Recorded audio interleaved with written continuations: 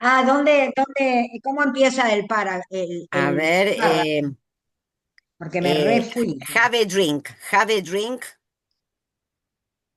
You Mrs. Moore. are still at the chapter 2, No, this is the new chapter, Three. chapter 3. chapter 3, and at the beginning is A ver, wait a second. have Let's a say drink. second I page. found it. I found it. Mhm.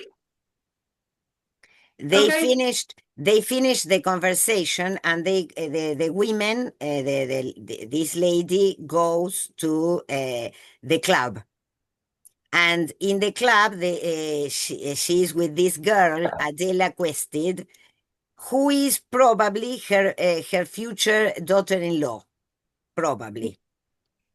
Yes. So then it says, the man appears and says, "Have a drink." Mrs. Moore, Miss Quested, have a drink, have 2 drinks. And this is Mr. Turton.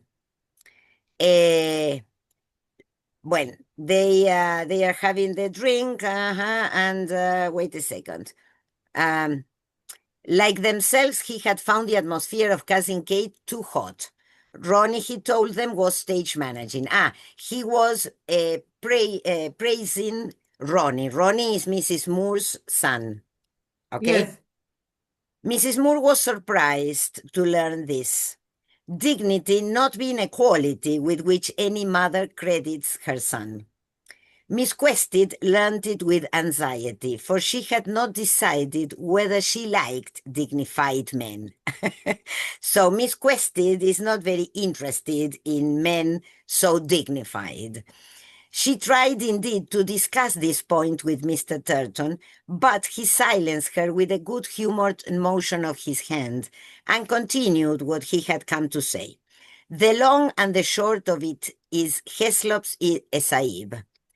Heslop is Mrs. Moore's son, no, Ronnie. Heslop is a Sahib. It means that he is a master. He can be an English master in India.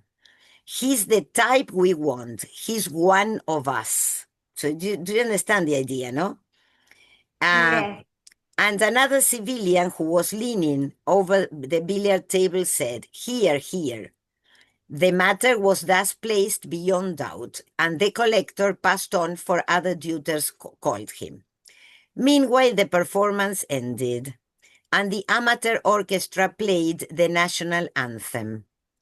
This is very funny, eh? Pay attention. Conversation and billiard stopped. Faces stiffened.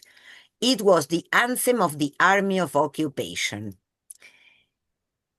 Do you see? El himno de la ocupación. You see, this is El fantastic. ejército de ocupación. Claro. It reminded every member of the club that he or she was British and in exile. It produced a little sentiment and a useful accession of willpower. The meager tune, the curt series of demands on Jehovah, fused into a prayer unknown in England, and though they perceived neither royalty nor deity, they did perceive something. They were strengthened to resist another day. Then they poured out, offering one another drinks. So this anthem of the Army of Occupation gave them a kind of pleasure or strength to live in India. Yes, because they didn't like India. The English were not happy there. Adela, have a drink. Mother, a drink.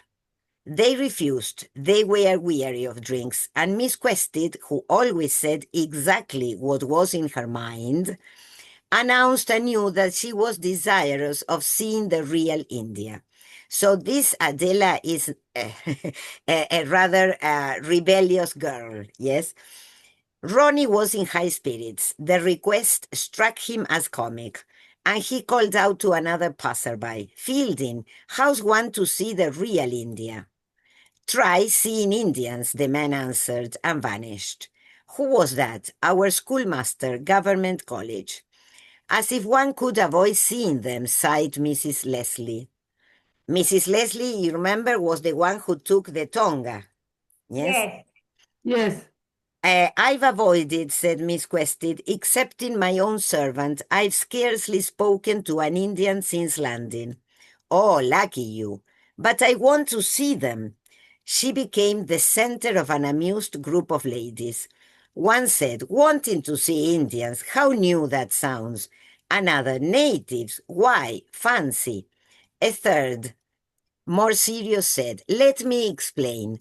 Natives don't respect one anymore after meeting one, you see. That occurs after so many meetings, but the lady, entirely stupid and friendly, continued. What I mean is, I was a nurse before my marriage and came across them a great deal, so I know. I really do know the truth about Indians. A most unsuitable position for any English woman. I was a nurse in a native state. One's only hope was to hold sternly aloof. Do you understand? To be aloof? No. Mantenerse como aparte. Malena, are you lost? No. So, this woman said that to be a nurse in India, the only hope was to hold aloof. O sea, como mantenerse al margen.